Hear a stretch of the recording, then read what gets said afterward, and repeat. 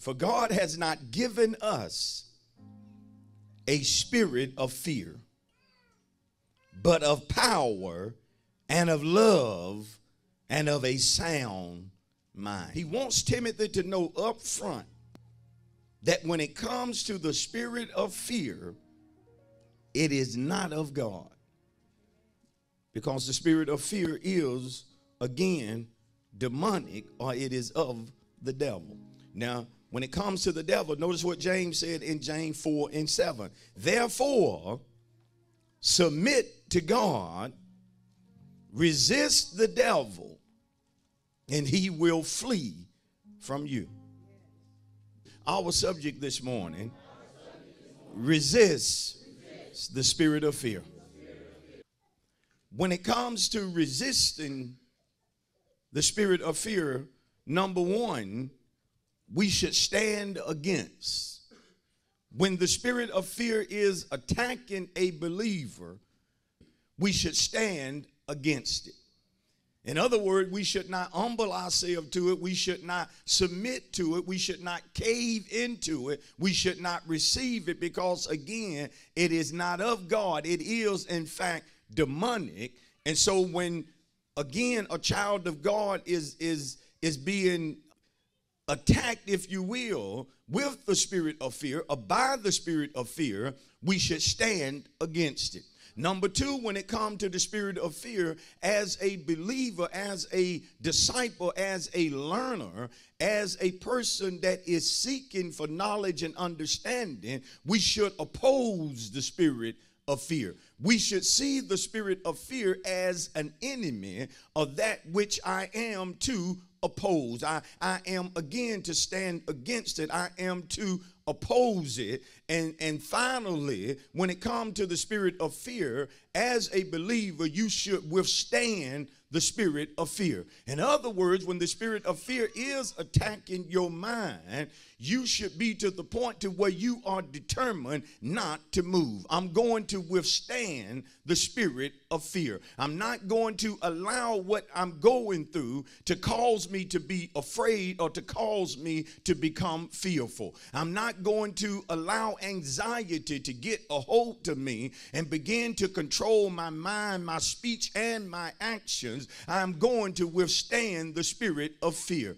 This thing that is attacking me is trying to move me. It's trying to cause me to panic. It's trying to cause me to get upset. It's trying to cause me to get vexed. And bottom line, when the spirit of fear is attacking a believer, it is attacking a believer in order to hinder or to stop that believer from obeying God. And there are many of us, if we would just go ahead and obey God or do what God have told us to do, we will receive the better that he has for us. But the spirit of fear is attacking a whole lot of us, and we're not standing up against it. We're not opposing it in the manner that we need to. And therefore, God is having to bring a word this morning to remind us that the spirit of fear is of the devil, or it is demonic. Bottom line, it's my enemy. And if I allow the spirit of fear to begin to control me, it's going to be evident in how I think. It's going to be evident in how I talk, and it's going to be evident in my action that the spirit of fear has not only knocked at my door, but it has seized me.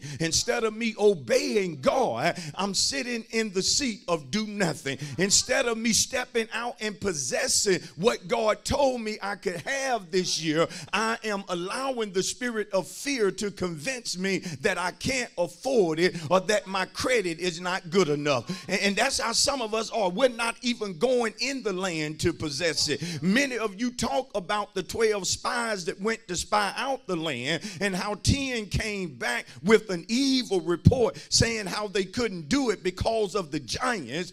And you talk about the 10 and how they went over into the city and came back as doubters. But how about some of us? It may even be more than 10, that you're worse than the 10 spies that went to the land and came back as doubters, because at least they did get up and go to the land. A lot of you won't even get up and go look look at what God has for you. You won't even so much as take a trip and take a test drive, which don't cost you nothing. You won't so much as call up a realtor and have them to meet you at the house so you could do a walkthrough in the house. You are so scared. You are so timid. You are so dreadful of them telling you no, of them rejecting you, that you won't even go view the land. And there are some folk that are quiet this morning because from the start I have got your number. You are so used to mouthing that you count yourself out before the battle even begins. You say stuff like, it's no way we coming out of this. We may as well get used to being broke. We might as well get used to living from paycheck to paycheck. Listen to your scary self. Have you not heard a word that I've been preaching this year? I've been preaching to you that better is here and better is yet coming. I don't care how long you've been struggling. If you have boldness, you can have what God wants you to have, and you can be who God desires for you to be, no matter how long you've been struggling. I don't want to hear about your family tree. I don't want to hear about how you struggled growing up. You should get to a place where you decide that the struggle gonna end right here, because I'm gonna trust God and I'm gonna deal with the spirit of fear. I'm gonna defeat the spirit that's coming at my mind. I'm gonna defeat the spirit that's talking through this person. I'm gonna defeat this demon that's warring at my mind, trying to keep me in poverty, trying to keep me the tail when God said I should be the head, trying to tell me I'm always going to be just borrowing, that I can never be the lender. But the devil is a liar. I need to preach to some folk on fire, some folk that believe God despite what you see, despite what you hear, and despite how you feel. Slap somebody with a high five and shout, show it right. The spirit of fear is real. And it's nothing to play with. Again, its origin is demonic. Because when it comes to the spirit of fear, it comes at you to cause you to disobey God. When you should be moving, if the spirit of fear is controlling you, again, you will be paralyzed to the point to where you're not doing what God told you to do.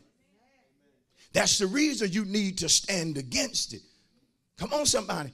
That's the reason you need to oppose it. That's the reason you need to withstand it and not allow it to move you, but you need to move it out. When people are controlled by the spirit of fear, all you got to do is just listen to what they say. Just listen to how they talk. I can't. Where I can't come from? Spirit of fear. No way I'll be able to do that. Y'all hear? Listen, there are no benefits in having the spirit of fear. None. You can't name me one benefit for allowing the spirit of fear to dominate you. Not one. Not one. Some of you say, God told me, Pastor, that this is my year. Well, if it's your year, you got to operate in boldness. Some of us, only reason we don't have certain things it's because we were cowards. It's certain things when God tells you it's yours, step to it. Brother, if God says she is yours, step to that woman. Step to her with confidence. Step to her with boldness. Ain't no need in you shying away talking about, well, I don't want to fall too deep just in case it messes up. You ain't got no boldness. You still talking like a wimp. Go ahead and step to it like you know this is mine. Like you know you have to have boldness.